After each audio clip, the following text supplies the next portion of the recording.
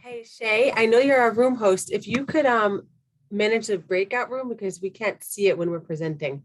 I mean, not the breakout room, the waiting room. Shay? Okay, let's get started. Okay.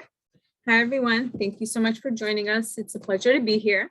My name is Lana Mustafa, and I'm the farm director at Montclair Community Farms. I am an urban farmer, chicken keeper, beekeeper, child keeper, keeper of all things, I'm going to call myself. Today, we're here with our farmpreneurs, and we're going to be talking about how we're working on engaging youth in meaningful food systems through our youth entrepreneurship program. For today's presentation, we have Sophia, Delaney, G-Ray, Gerald, myself, Lana, and Marissa. So what's on our agenda? What are we going to be talking about? We are going to be talking about how you interact with your local food systems, what that means, and how we interact with our local food systems in hopes that you guys can get your brains turning and kind of think about how you can become more active and take some responsibility and empower yourself through community work. We're also going to give you a brief introduction into who we are as an organization and talk about the work that we do on the ground in Essex County. We're going to be sharing some information about the Northeast Grain Movement that we're happy to be a part of, talk about local market expansion, and go over what the Farmpreneur program is. We have a little bit of a Mentimeter that we are going to skip.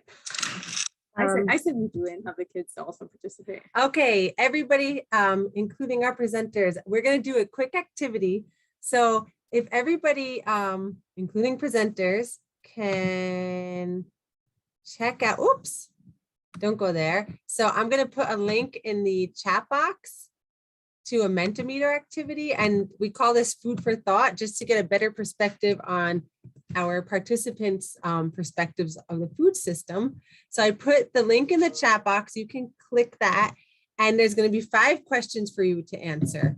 Or you can simply just go to menti.com and use the code 30769813. So if everybody could click that link and just answer the questions honestly. It doesn't have to be, you don't have to think too hard about it. Just naturally answer from your perspective. So we had 1 participant. All right, where does your food come from? Does it impact your purchasing choice? We have 2 always, 1 or 2 sometimes, 1 always, 3 sometimes.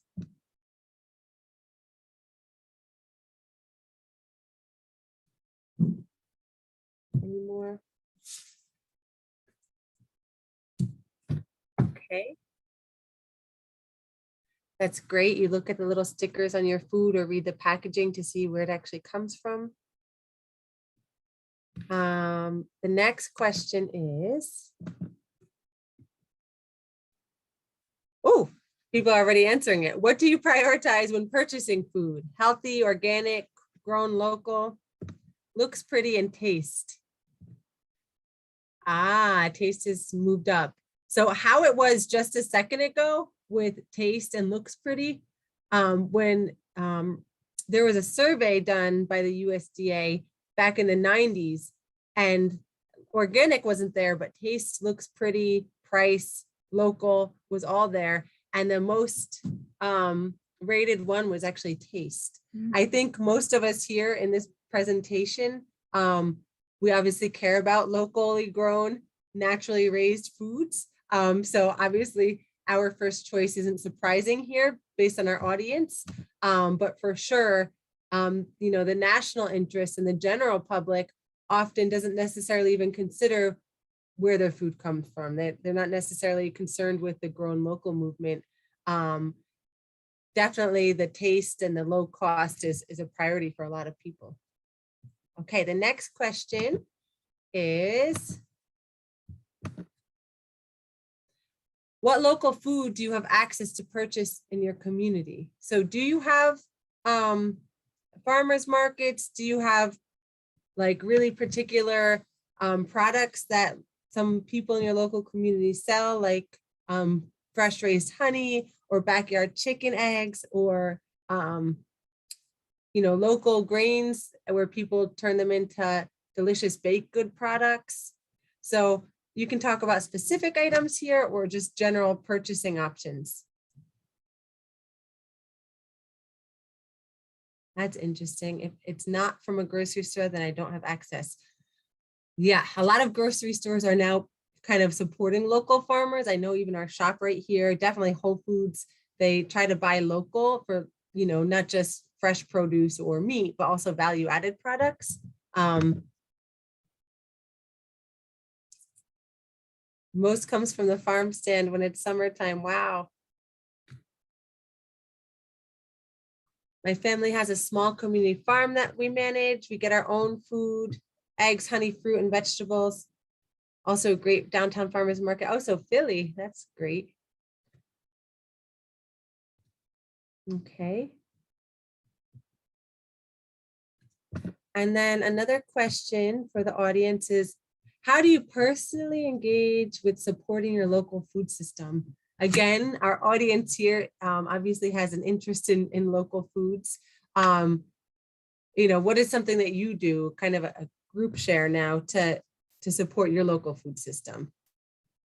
Gardening, food sharing, buying local, what else?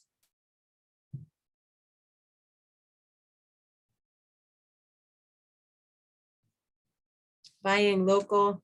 I know here in New Jersey, it's a shame when we buy blueberries from Mexico because we're the biggest blueberry producer in the whole country. But there's so many other options to buy them, the ones that transport all around the world. So you really have to look at the packaging. You try to buy local if you can afford it. That's definitely an issue. The costs can be higher with local. But we like to say the more we do it and the more we support local businesses and small farms, the lower the cost will be. We just have to build our system and change our food system to be able to support that. Volunteer at urban farms and do admin support for it. Buy in season, that's a great idea. And investing in local businesses. Our teens that are here are all part of an entrepreneurship program. And we hope that some of them will come out with this and they can even start to sell some of their own products and have their own small business. Okay, and finally, their last question is, what are the benefits to engaging young people in food systems knowledge? What are the overall benefits to your community, yourselves, your own projects, the world, the animals, environment? What are some benefits? A lot of times, urban and community gardeners, traditional farmers, people who are in food production, it's hard to engage young people. It kind of adds an extra level of input needed, but we find that it's really valuable and important for other reasons. Paving the way for future generations. Yes, we're kind of educating a workforce that's going to be managing our food system in the future that might now have insight of how they can do it better than we've been doing, kind of taking us away from the industrial ag and the unconscious food growing and to be more ethical. We're going to talk more. I know Sophia here has a lot to talk about that. Advocate for more equitable food system in their communities. And how can you advocate? We talk about your purchasing power. Become more aware and can sustain ourselves. Yes. Great, great. Oh, this is one last question. I forgot we had this. This is a lot about what we've turned our program into, not just to sustain our local food system, but to sustain our project itself. We've turned to value-added products. We're going to talk about that a little more, but our question for the audience is, what do you think of when you hear farm-based value-added products? When it comes to urban and small-scale farming, the USDA and research in general is turning towards value-added products because it's allowing people to sustain their production to become economically viable. So organic, healthy, yeah, that's one cool thing about value-added products. Community support. yeah, when we make value-added products, you're involving different layers of the communities, perhaps the bakers, not just the producers, the bakers, the salespeople, the markets, maybe the artists to create your packaging. Building wealth. We like to think that we could sell a tomato for 50 cents, but a jar of tomato sauce for $5. Mhm. Sustainability. Yeah, all good things to consider as you're thinking through projects like this. Okay, thank you for sharing your ideas. Now we're going to go back to our presentation. One of the teams, let me know if you can see the next slide. Is it good? Yep. Okay. I'm going to give a quick overview about who we are as an organization before we dive into our particular Farmpreneur program that the teens are going to share about. We are Montclair Community Farms. We're actually a project that's based out of a coalition of partners, staff, volunteers, our community, and our young people. The coalition organizational background is supported through 2 universities here in New Jersey, Rutgers University and Montclair State University. Through Rutgers, we have our 4-H youth development program and our Master Gardener program. We have the Montclair Health Department here in our town that's active on the coalition, and Home Corps, which is a local nonprofit that supports affordable housing. And we all work together and kind of pool together resources and the assets that we have, not just in our community, but through our organizations to do things like grant writing, fundraising, program development, recruiting young people, recruiting volunteers. Some of the organizations here, like our Montclair History Center, they support by giving land for us to use, and the Home Corps gives us also a plot of land to use. So a lot of in-kind resources go into managing what we call Montclair Community Farms. We've been running now for 10 years. We're actually going into our 11th season, and I'm going to talk quickly about how that has run. So our mission has evolved, but we see ourselves as a hands-on resource that engages and educates community through urban farming, affordable food access, and healthy living. Here is a picture of 2 of our farmpreneurs who are not here today in the garden. As I mentioned, we have actually 2 urban garden sites. One is at the local history center. So they have a beautiful piece of property here in New Jersey. It's not easy to have property. It's very densely populated. And they don't charge us because they're part of the coalition. So we have this beautiful property with 16 beds and honeybees. There has been, before we even started this garden, a historic herb garden that we access. We brought chickens for the last 10 years. So we really made it this oasis of growing in the center of an urban community. And then we also have one more site, which is part of our Home Corps organization that we mentioned. This is actually where we first broke ground. This site has 12 long beds and is mainly used for production. And the other orange site is not just used for production, but that's where we do a lot of our education and bring hands-on and spend most of our time. And this site we kind of, rely on mainly for production. And then we have recently adopted an abandoned greenhouse at another local garden center. They're more of a historical garden center where they maintain a beautiful property. So they let us use their greenhouse. We give them a small donation, and in return, we get to now grow our own seedlings, which saves us a lot of money and also has become a really cool place now that we can do education and learning straight from starting our seeds. One of our main projects that really supports food access, we actually started this project through a small USDA market promotion grant where we designed a farm stand. We had our local woodworkers make it. We purchased a truck, which we really needed to start distributing our food and our produce. And we focus on food access, starting with some of the most vulnerable populations in our community, which was, we targeted our seniors. Since then, this program has been running for many years. We've evolved not just to reach seniors, but to reach lesser resource areas in our community. Here's a quick overview. Lana, who's our farm director, put some of these stats together for our farm stand. We definitely sell our products, our actual fresh produce. We sell it for pennies of what the market rate is.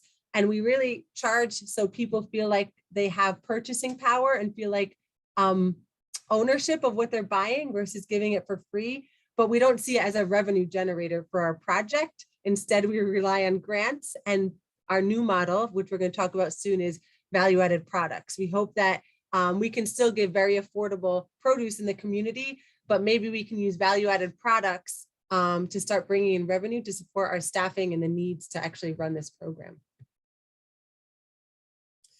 We also have a very active model of youth programs at our site. We try to get lots of hands from all ages, from pre-K all the way through college in our gardens through different programs. We have a part-time educator who recently launched more structured youth programs so that we can have a greater flow of youth, not just helping grow the gardens, but learning in the gardens. And now I'm going to pass the mic to Lana, who's going to talk a little bit about our specific new project, the Youth Entrepreneurs. Thanks, Marissa. Hi, everyone. As Marissa mentioned, we are working on a 2.5-year USDA grant to help stimulate the demand for organic grains in New Jersey. The inspiration for this program came from a conversation that one of our colleagues had with a local business, Ruthie's Barbecue. Ruthie and her husband, Eric, actually have a farm out in Marksboro where they broke ground and are actually growing organic grains. And they kind of filled us in on this larger movement that's happening all across the Northeast and why it was so important. We were really excited last year when we actually got the grant, and this grant helps us educate kids on agriculture. It empowers them. It kind of gives them a hands-on learning experience, teaches them culinary art skills and entrepreneurship, all through making value-added products, of course. So this year, we actually ran an earlier version of this program. I'll talk about that a little bit later, but over the summer, we actually had a group of 9 young people join the farm. Some of them were in the gardens for the very first time with very little experience handling plants or animals or just being outdoors for long periods of time. So it was a pretty cool working environment, kind of exposing them to the different elements. Teaching them all about how to cultivate plants, how to maintain compost, how to tend to the chickens and bees, and also giving them the opportunity to grow their own food, taste things right off of the vines themselves, and just empowering and giving them a lot of responsibilities. As part of this program, we also wanted to kind of expand their horizon and give them a tour of other working farms in New Jersey. So one thing that's really important for me is kind of giving them the opportunity to connect with other people who are doing things that are not really like conventional. Like, you know, I'm pretty sure a lot of their peers weren't like growing up thinking they were going to be farmers. But that's not to say that farming isn't valuable. So we really wanted to get them inspired and introduce them to a lot of farmers. One field trip that we actually took them on was a visit to Mevo.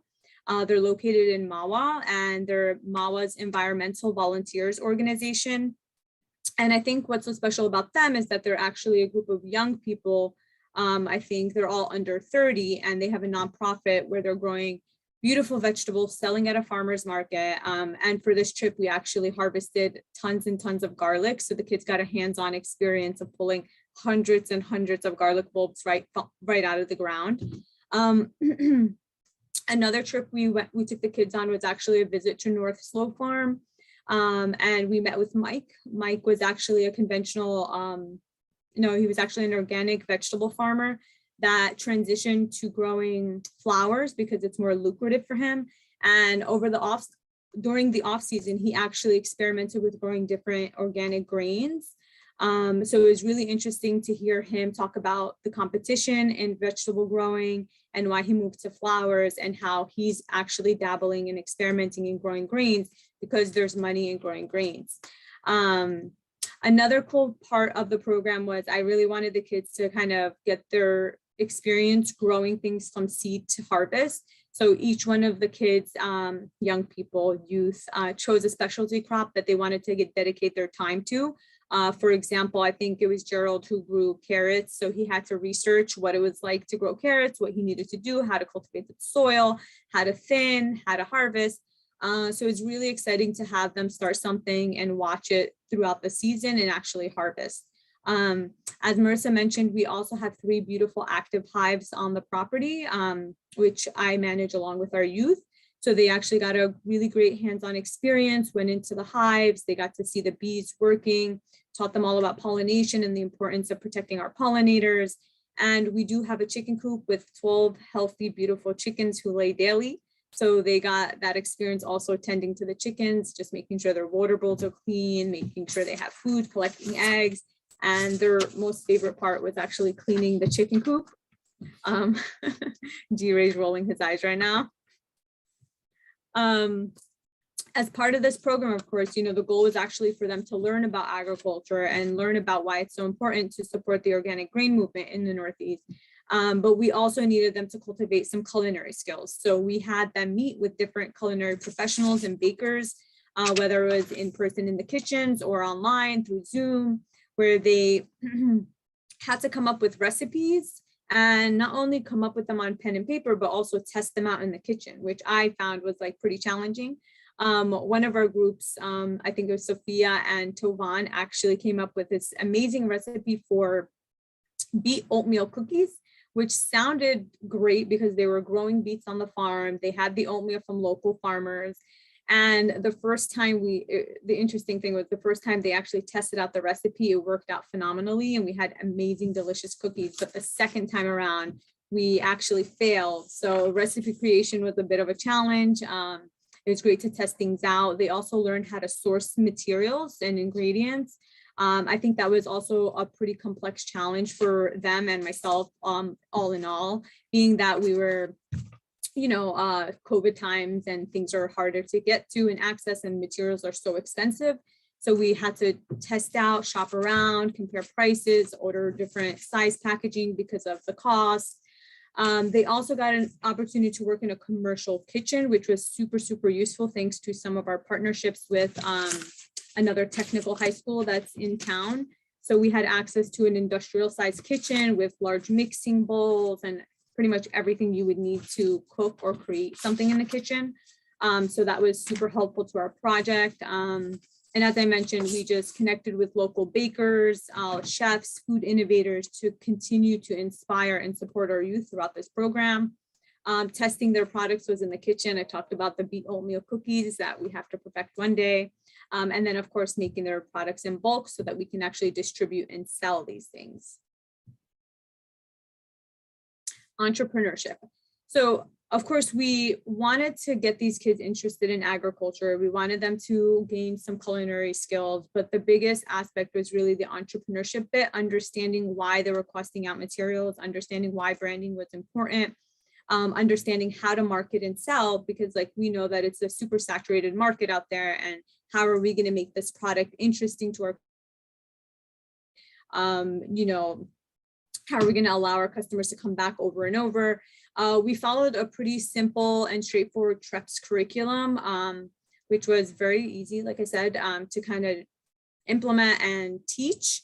They created their own business plans. They came up with strategies. They came up with posts so that we can actually get this information out to the general public on our Instagram accounts. They spent some time researching similar products also because, like I mentioned, markets are super saturated. Our products, how are we going to make them special? We talked about buzzwords like organic, local, you know, healthy, things like that. And a huge support came from the business owners themselves who talked about entrepreneurship, how they switched from, you know, their 9-to-5 job to becoming their own business owners. Why was that so important to them? So I think we got a pretty in-depth experience in terms of the entrepreneurship bit, along with actually getting an opportunity to sell their products at markets.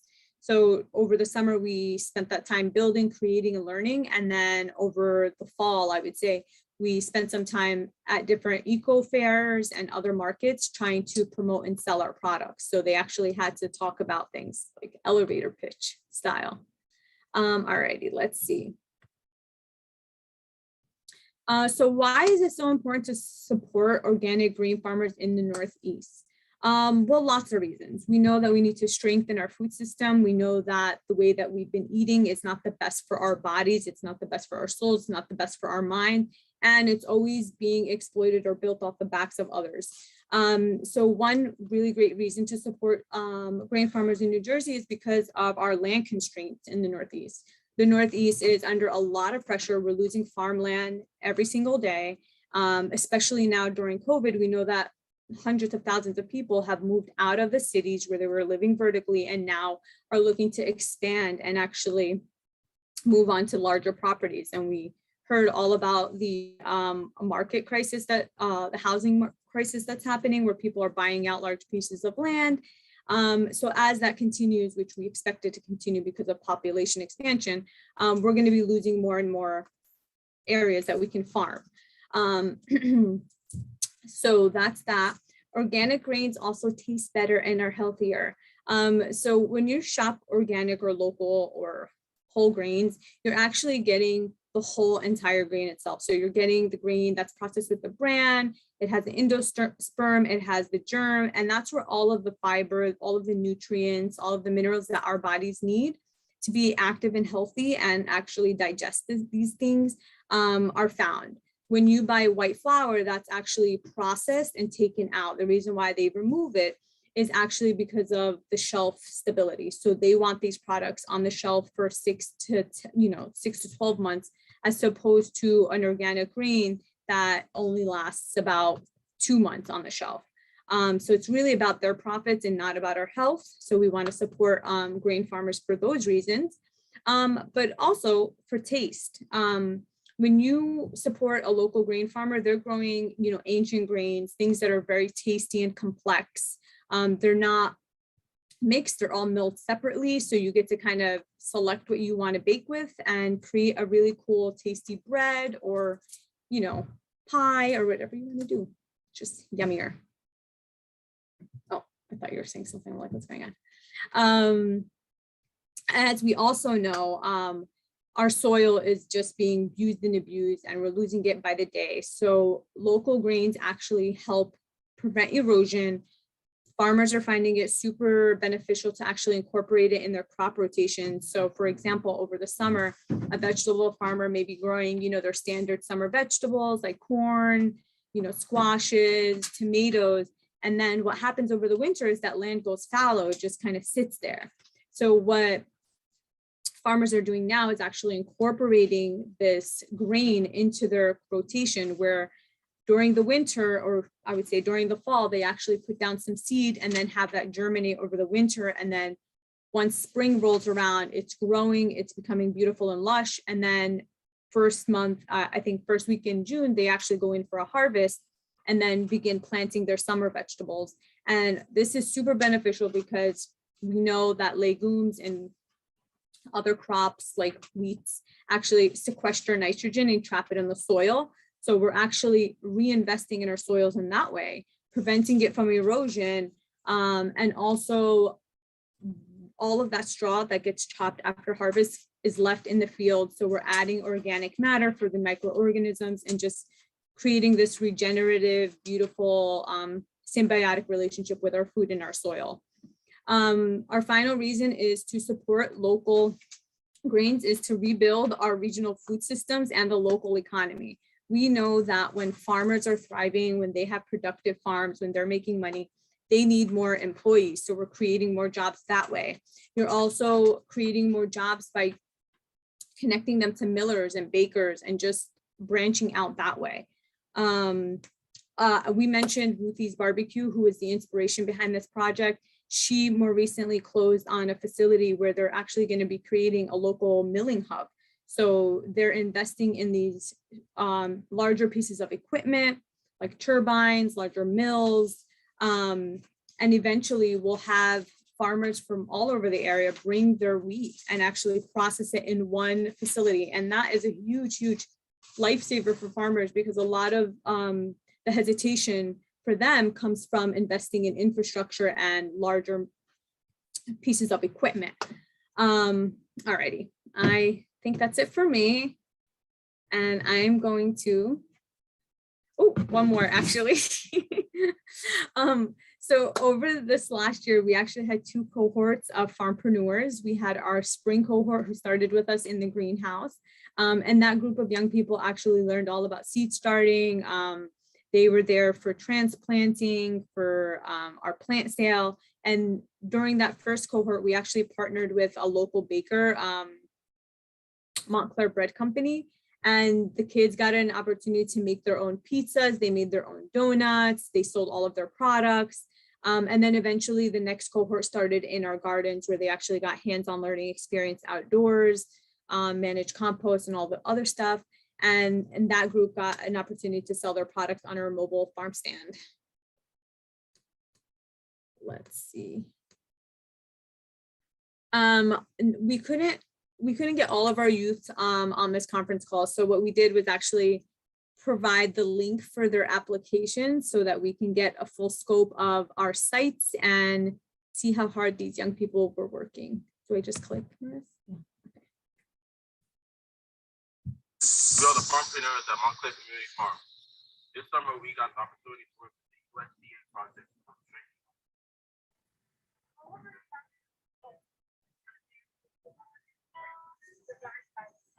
And as a result,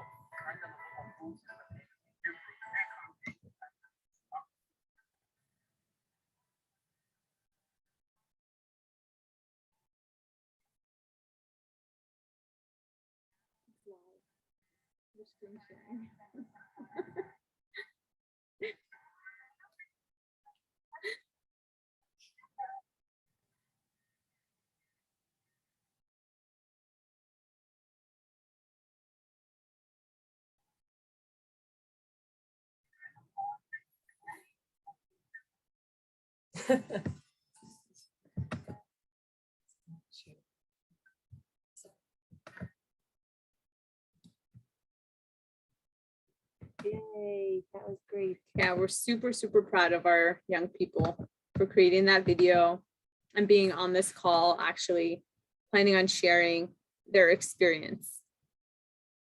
All right, we're passing to Sophia. Sophia, you are up. Sorry about that. I'm still in school, so it was like, anyways. Hi everyone, I'm Sophia Batres and I'm a junior at Montclair High School. What really brought me into this program was wanting to learn how to combine environmentalism through a social justice lens. It's something that, really interests me. And really through my experience as a farmpreneur, what I really noticed and found really interesting was like the kind of like intersectionality between the fight against climate change and racial injustice and how they're deeply intertwined.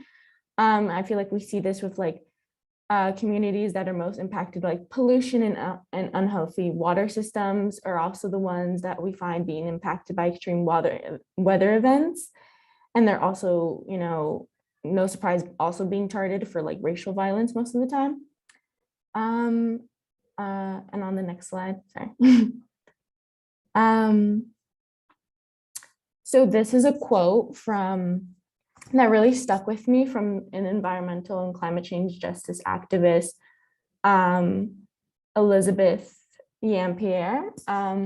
She says, climate change is the result of a legacy of extraction, of colonialism, of slavery. The idea of killing Black or Indigenous people has a long, long history that is centered on capitalism and the extraction of our land and our labor in this country. And so the next slide.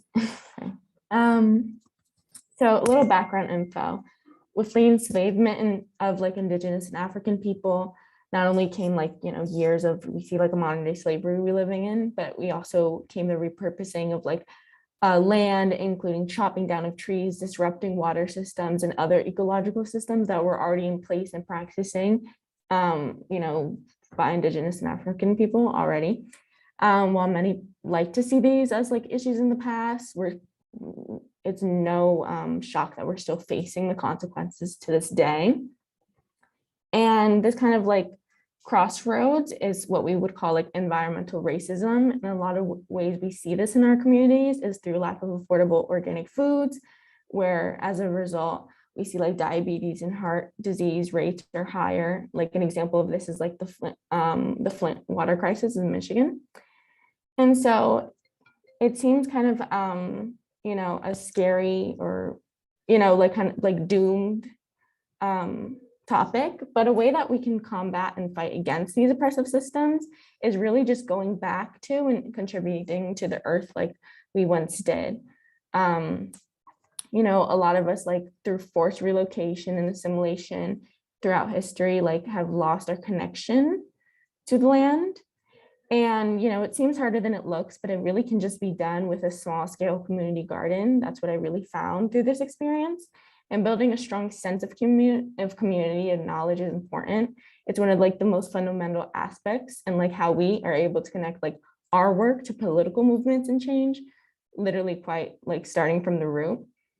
And through my experience, like as a first generation immigrant, both of my parents really didn't, and I feel like it's very common around immigrants, both of my parents really didn't have the luxury of bringing with them home.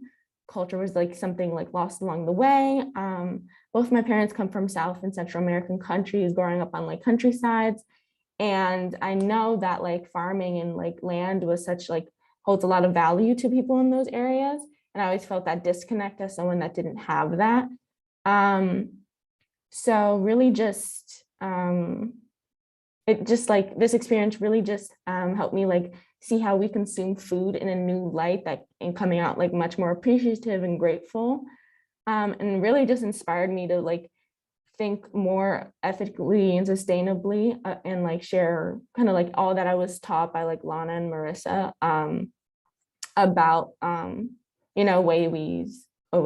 ways we can like do better for our planet.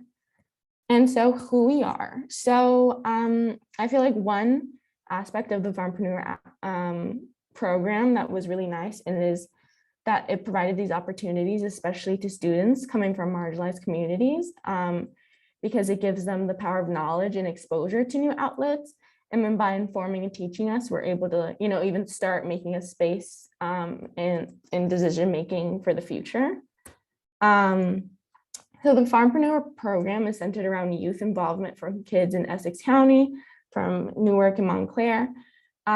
Since July, we worked alongside our project coordinator, Marissa, and our manager, Lana, to help develop and implement the plans for markets and urban farm production, with a focus on, again, like individual value-added products that we've been able to develop and sell, using locally organic small grains as our main ingredient. And just through our time, we've just learned so much about a number of aspects of farming, from identifying different plants to really just growing our own. So yeah, I feel that's kind of who we are. And next, I'm passing the mic to Lainey.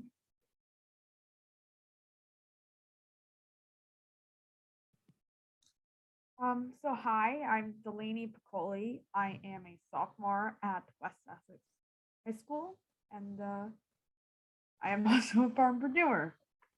So this program was super duper important, I think, for really anyone to experience if they have a chance. Even if they're it doesn't really matter your age, getting involved in this is very important, I think.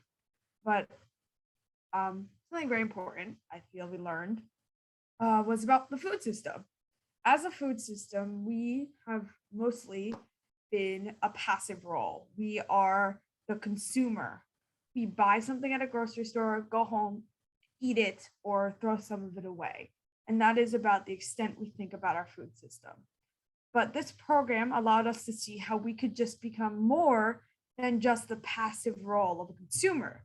We could become an entrepreneur. We could become an activist. We could become someone who cares and matters in this type of situation. In regards to entrepreneurship, I think we've seen a lot of examples of that. While Lana did mention there was a TREPS program, the most beneficial entrepreneurship lessons I've received were from people like Ruthie's Barbecue and Illuminate Foods. Both people were entrepreneurs who started these very successful businesses. Ruthie's Barbecue is a very good restaurant. Food is delicious. And Illuminate Foods has been selling food, fresh produce, weekly to many people all around New Jersey. And I think that just shows that you can really take an opportunity. You can look at organic food and sustainably produced things and say, okay, I see this. I see it as part of my community. Can I get involved? And eventually you can, and you can try. And that was also something I witnessed on our field trips to many places, and one of which was indeed Ruthie's Barbecue, and the other was also Illuminate Foods. They were both super amazing because genuinely, I have never actually experienced a situation where I saw up close and personal what being an entrepreneur was like, and more importantly, what being an entrepreneur and valuing the community and the products that you're selling as more than something you're just giving to a consumer was very, very important to learn and so wonderful to see. I think that overall, at least what I've learned, is that everyone can have an impact on their community if they try. Even like if you're old or young, it's just completely possible.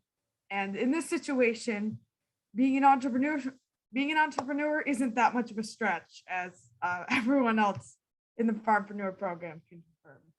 And I will be now passing the mic to G-Ray. Hi, my name is Jire Gomez, and I am a West Caldwell Tech graduate. I graduated with agriculture and animal science as my CTE major, and I was introduced to the greenhouse during March, right when the pandemic hit. And me being a student athlete and being an equestrian, constantly being in tune with being outside, quarantine hit me especially hard due to the fact like I said, I'm used to being outside and used to being active. So being in the greenhouse really, really helped me out in that aspect. It gave me an opportunity to socialize, to connect with the earth again. And instead of being in my room taking, Zoom classes as every other kid in the United States were, it really helped me out. It taught me a lot of valuable lessons, and such as growing seeds, seeing them grow, taught me patience. It taught me to appreciate the little things in life, such as like baby plants. And being in the greenhouse also taught me a lot of responsibility due to the fact that we had to log in how many seeds we planted that day, what strain of plant we planted that day, what we planted in general.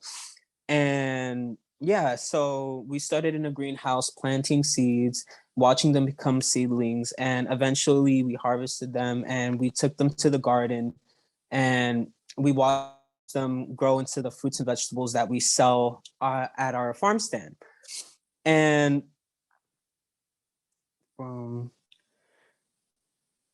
so the whole entire process was a lot of fun, very educational to me and my fellow peers.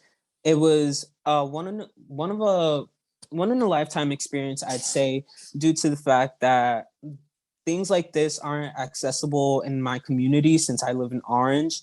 And, to be able to go horseback riding, I have to travel all the way to Sussex County, which is an hour drive.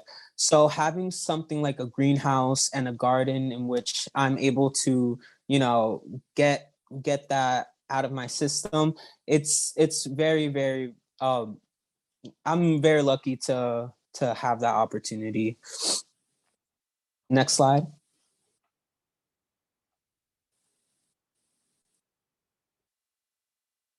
And I will let Gerald take it. Hello, I'm Gerald. I'm a senior at Orange High, And the textbook definition from value-added products are the process of changing or transforming a product from its original state. As for the inspiration behind our products, many of us just wanted to create something healthy. It was a means to show that even something ordinary can be changed into something greater. Next slide.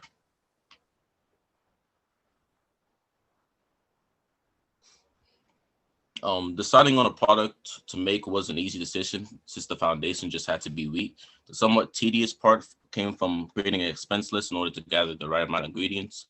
Luckily, marketing wasn't as big as an issue as it will be since the Montclair Community Farms had a long enough history to develop a bit of fame. One of the very many reasons consumers decide to buy a product is because of quality. We were told by many of our instructors and through our research that the process of a product could be broken down into three aspects: an introduction, the growth, and the inevitable decline. In this case, the introduction would be to make a product that would be used as a catalyst in order to reestablish local small grain farms in New Jersey. The growth would be the overall process of the product, and the decline has luckily yet to come. I'll be passing it back to Lana now.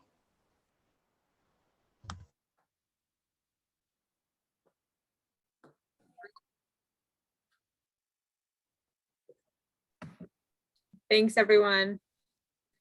So if all the farmpreneurs, thank you for sharing your feedback, and thank you for being part of this project and for taking your day off school or your hour out of whatever class you're in right now to present. We just wanted to offer for the next 6 to 10 minutes, just a candid perspective for everybody who's on this presentation to learn a little bit about projects like this, what could be done better in general for programs like this, where we're integrating young people in the food system, but also trying to tangibly support local farmers. In our perspective, we wrote this grant to support our local grain farmers because we read an article about the grain industry in New Jersey trying to come back, and the small grain farmers trying to outbeat the industrial farmers and trying to make it viable to do that here. So it really molded well with what we do in our urban centers, because we're able to take those small grain products and bring it to market. But we can't just go to our farmers markets and sell wheat flour. We can't just, it's hard to sell like a bag of flour and make any profit off of it or really sustain our program. But I think what we've discovered together is we for sure can sell value-added products with that grains, support the local farmers by purchasing their grain, support the community by bringing in healthy products. So kind of on that note, if everybody could just share 1 or 2 thoughts on what could we do better, or any tips you have for the next cohort, or what could we do better in general for integrating young people or these types of programs, integrating farmers and value added and such. So any candid response, you don't have to think too hard. So just so you guys have, it doesn't get confusing, I'm just going to go off the top. G-Ray, any perspective you want to share? What did you like, or what could be done better? I honestly loved every aspect of it. The group that I was in was very diverse, and everybody came from different walks of life. So it was interesting and fun seeing like kids that never had experience with chickens, like touch a chicken for like the first time. And I wouldn't have changed anything about it. Like I said, it was a once in a lifetime opportunity, and that I'm very grateful for.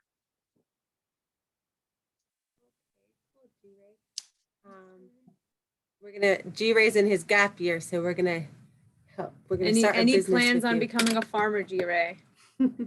I wouldn't become a farmer, but I definitely want to be in the environmental science field in my future, educate kids like about the importance of like farming and agriculture and things like that, and animals, because that's like something we lack in today. A lot of young people aren't interested in being outside since technology. So I would like to, become an environmental science teacher and, do my part and try to make the world a better place, better and healthier place.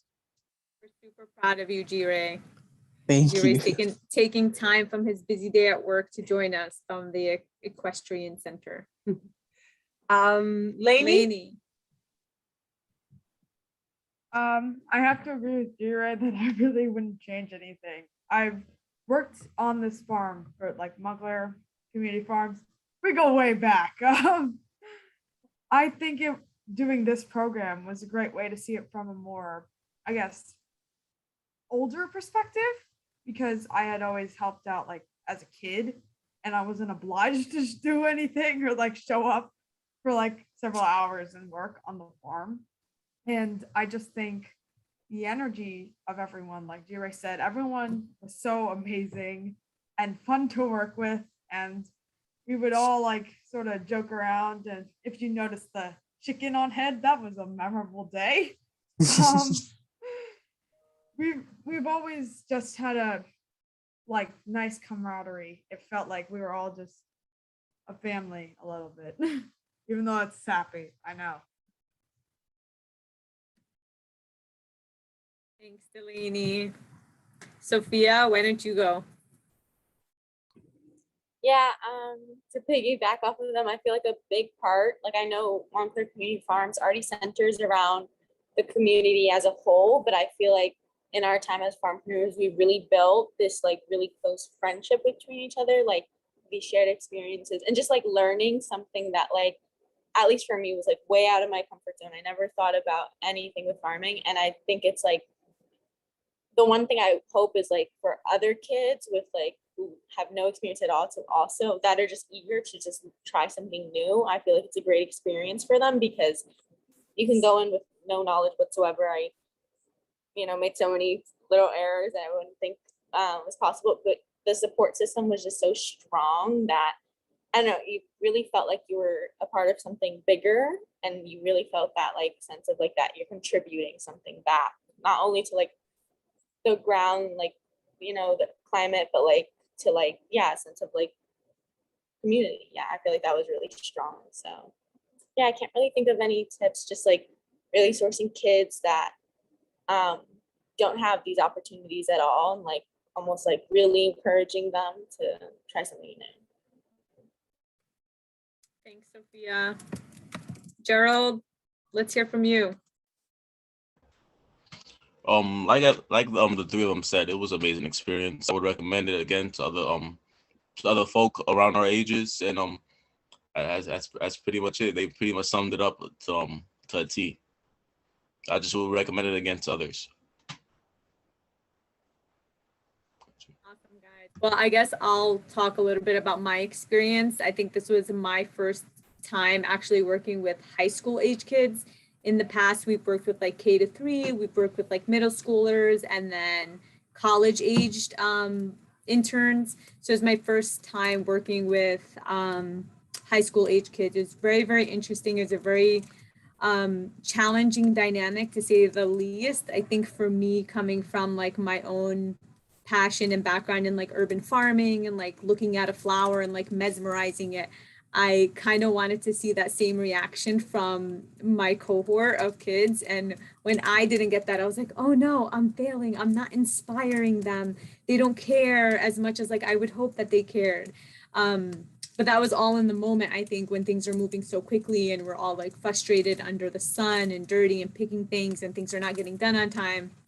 In hindsight, I think that we had a great summer. I think that you guys all were amazing to work with. I especially appreciate a lot of you coming with like a blank mind, like a blank canvas. I think that was, for me, the most beautiful aspect of spending the summer with you guys, just like planting seeds. And most importantly, for me, it was, in hindsight, like I said, not that you guys weren't like mesmerized and amazed by everything that was happening, but that you guys felt empowered, and you guys feel the need to take responsibility. And working on this in the community garden, helped you guys pick up new skills like responsibilities, and actually like seeing things from like seed to harvest. Like that takes a lot of hard work and dedication. And even in adult life, like if you cannot see things from start to end, you don't really get far. So I'm super, super proud of all of your contributions to the farm, all of your hard work. I really appreciate you guys working so hard on this presentation, and I'll see you guys on Friday. I wonder if the audience has any questions.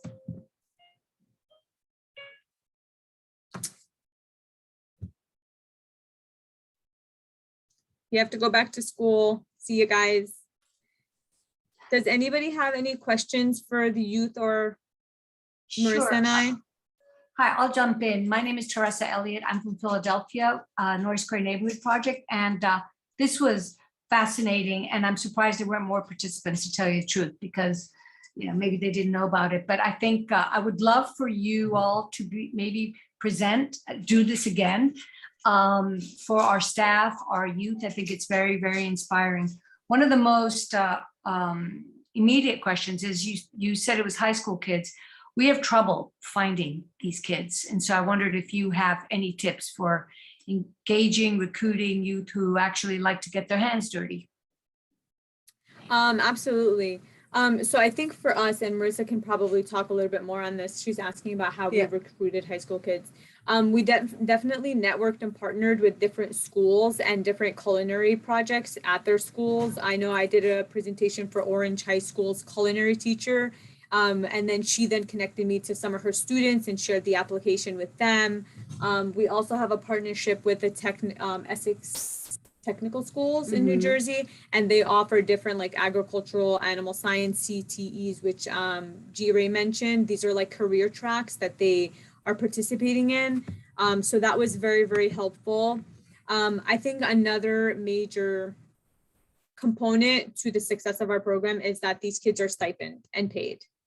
Stipend, not end, either or, well, right? Either or. But it's interesting. I knew that was going to come up, but some of our students actually gave back their stipends because they donated it back, which is not expected at all. We want you to keep your money. And we were fortunate to be able to do this because of the USDA grant. We built in stipends, but other years in the past, we have youth farms, farm club youth participate.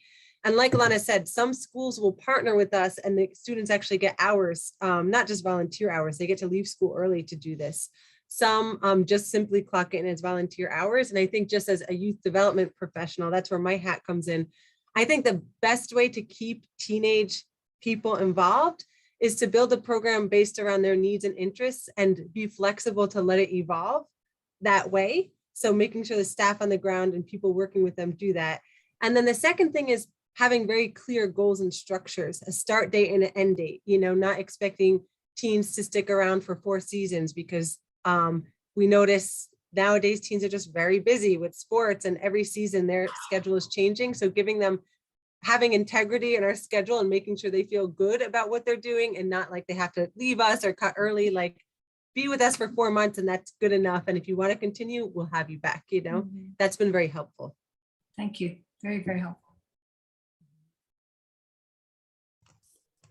So, hi, I am from Rhode Island. I have this Urban Youth for Sustainability program, and which my youth from this program will present tomorrow. But I'm assuming the stipends, this is going to be after school, and then during the school year, it goes through during the school year. You mentioned about 4 months or something. Is that during the school year as well as a summer? Is that how that worked?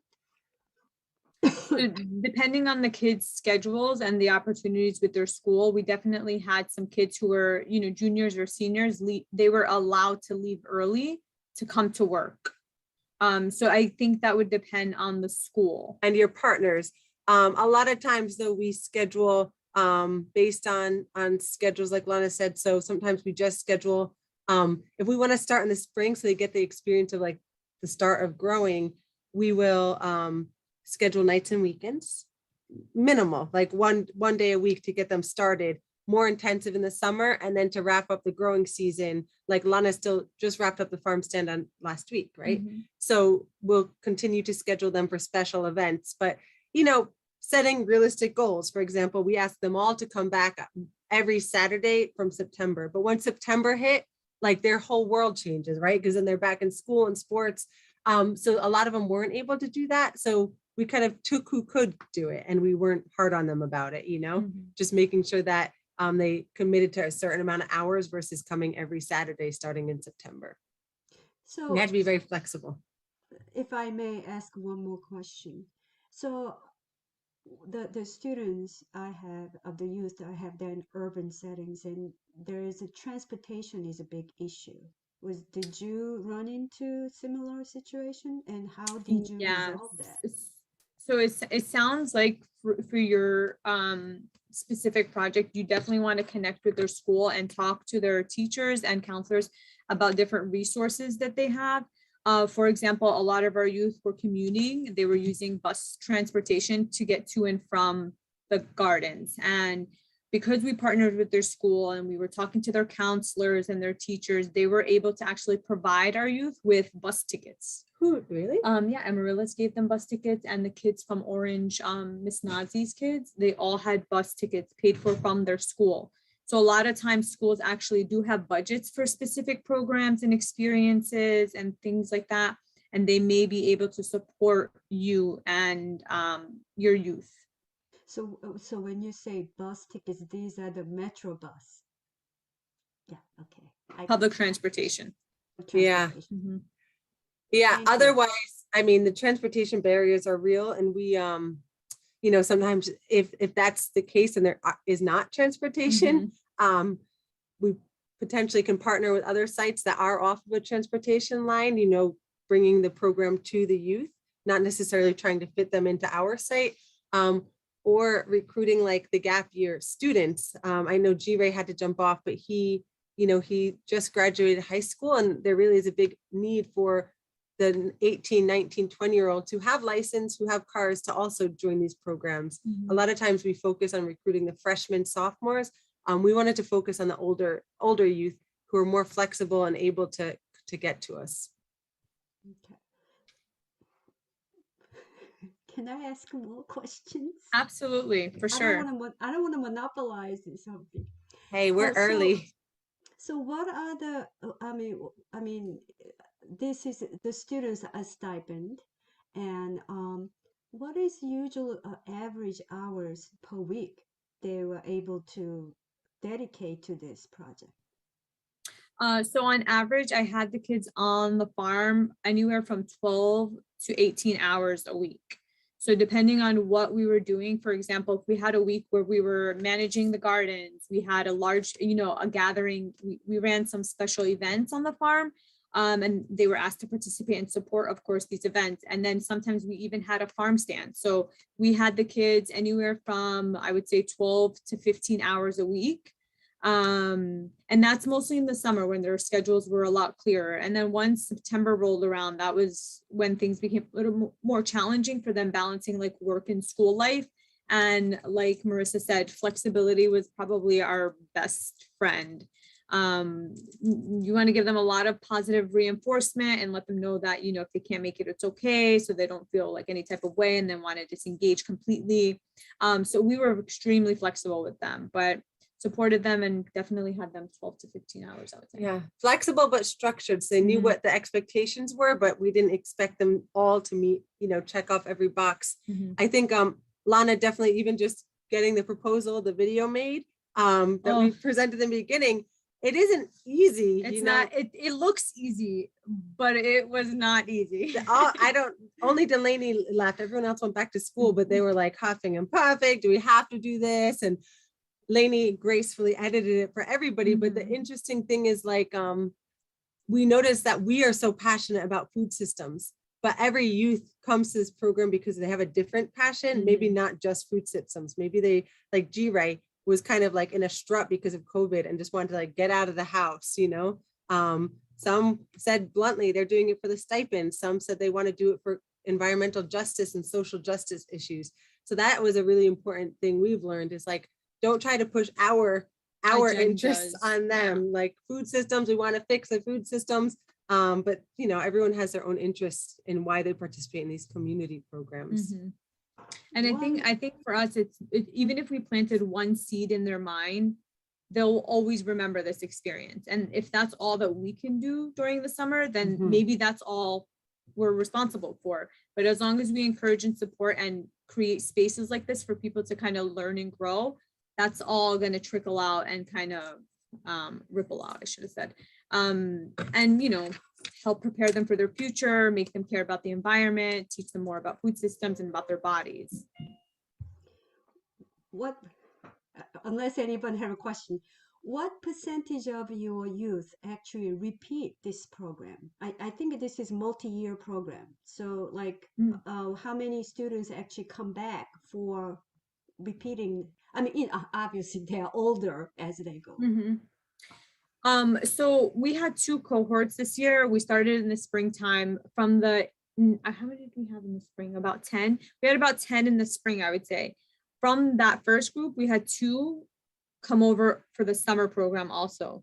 As of right now, I know at least 3 of them want to continue on with us and come back next year. And I'd be open to actually having them join. We just have to give them different roles because different roles and yeah, give them more responsibilities. But as Lainey said, like Delaney here, she was participating in other youth farm programs at our farm since she was a little one, actually. So there's different opportunities. We had a really simple youth farm club that's been running for almost 10 years. And that was just summertime. Youth would come once a week, high schoolers, for 3 hours and just help grow the gardens and manage the farm stand. So they come back at different capacities. We just got a small pilot grant to do a science storytelling program in our plant biology labs here at Rutgers. So we invited some of these youth to apply and participate in that so we can keep them engaged in other things and rotate them, you know, through different experiences. We also encourage them to reach out whenever they need something. So for example, a lot of our volunteers will show up and then later on during senior year, they need to, you know, contribute, I think it's like 20 to 30 volunteer hours.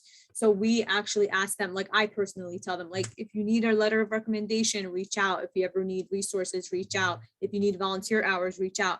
And this way we have almost like a database of volunteers and people that are part of our larger family that we can connect with and keep them engaged. So we had an event Friday on the farm.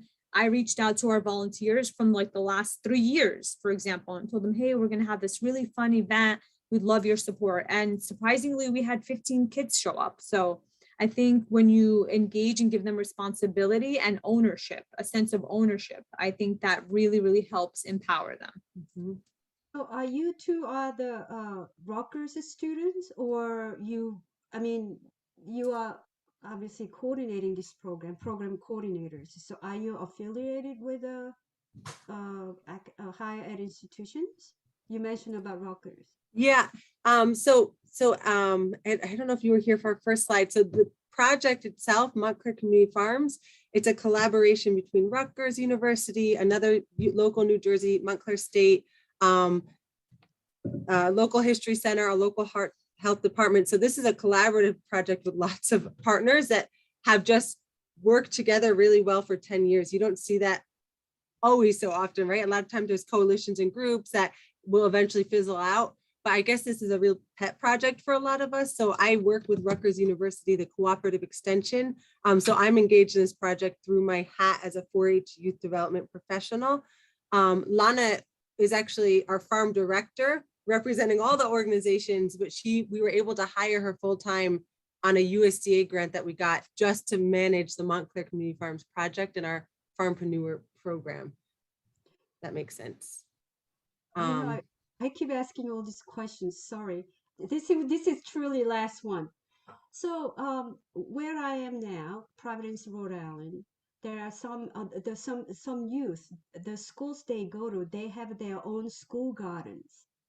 So I don't know. I know when you mentioned earlier in the first slide about partnership with the schools, I was wondering the schools they attend, especially high schools, and if they also kind of included in this partnership. You see what I mean? So what I'm looking at right now is I have this youth group, and then I have this organization there who actually trains these students, and they can provide funding for the stipend them. But I'm just trying to find out, you mentioned about responsibilities, and I'm just like, yeah, if their schools have their own well-established school garden programs, why not have that responsibility be part of it. Yeah. I was wondering if you had such experience, in that. No? Okay. I'm having a hard time understanding the question. I think I may have not heard all of it. Okay, So you said you have a school, elementary school garden? No, there's school from K through 12. There are Okay, through 12. school programs, school garden initiative programs. For example, Okay. University of Rhode Island, they have a cooperative extension program, and then there we have a Southside Community Land Trust. They have a youth program. Some of them they actually involve their school gardens. And I know you guys have two sites. They're both community gardens, and then these youth are coming to your sites to participate. I'm just Yep. wondering if you had an experience that using the schools they attend, if they have school gardens, if they Oh, can use it as a school garden, as their responsibility. yeah, we could. Yeah, I think that would be possible if you reach out to your school and ask them who's maintaining the gardens over the summer. What happens to these gardens, No, June, no, July, August? yeah, I am well aware of that. I'm just wondering if you guys have any experience with the coordinating with the schools, the high schools.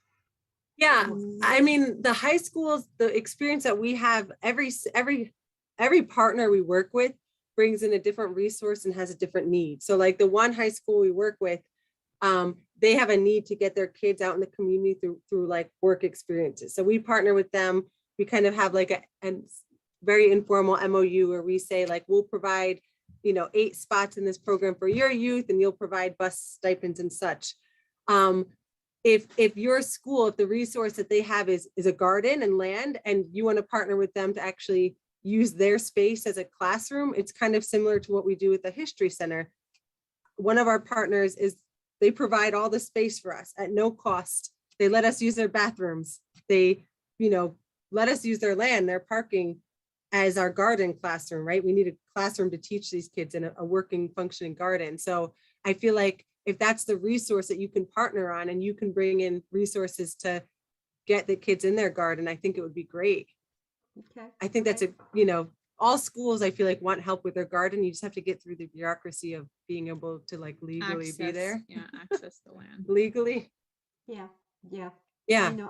I know exactly what you mean. Okay, but thank you for your time, for answering my questions.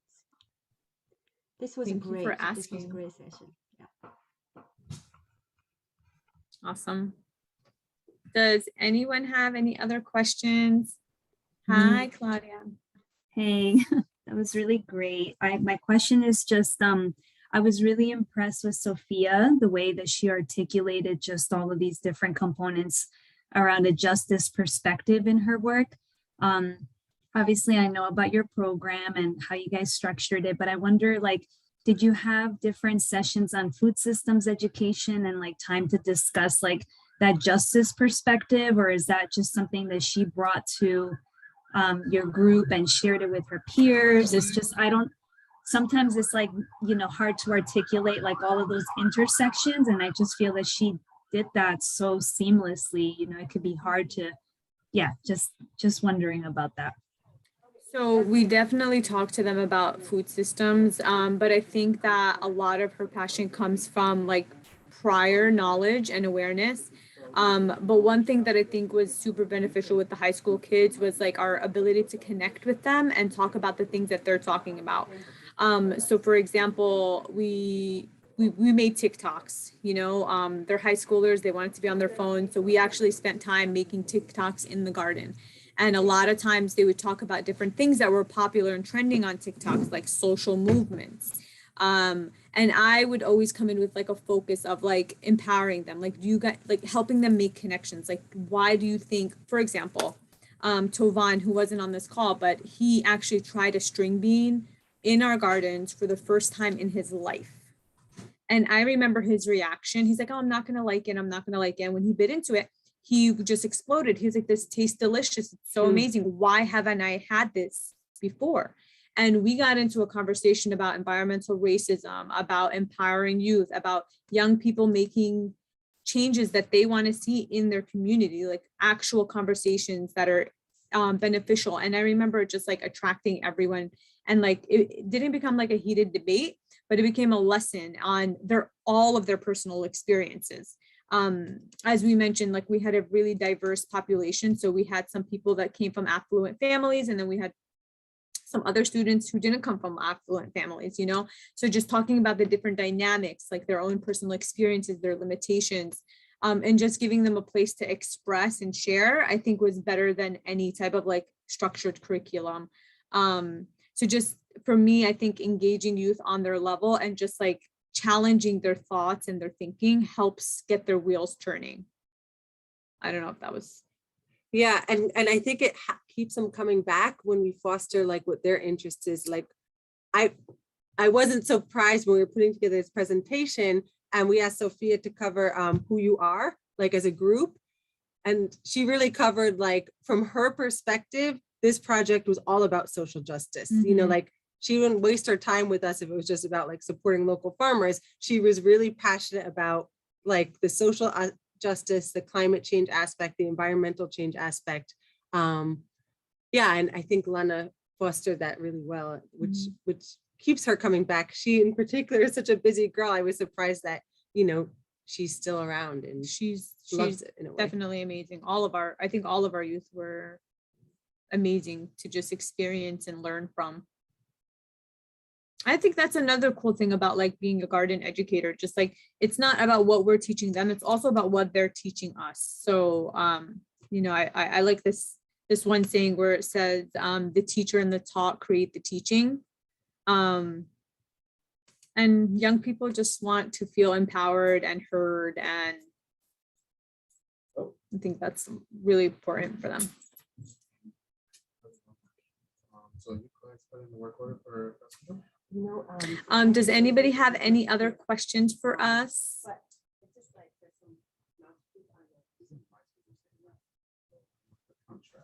Alrighty, well, if no one has any questions for us, we are gonna say goodbye. Wishing everybody a great Tuesday. Thank you so much for joining us and listening to our presentation and supporting our cause. Just wrapping up, no questions. Thank you. All right, bye everyone. Thank you. Bye.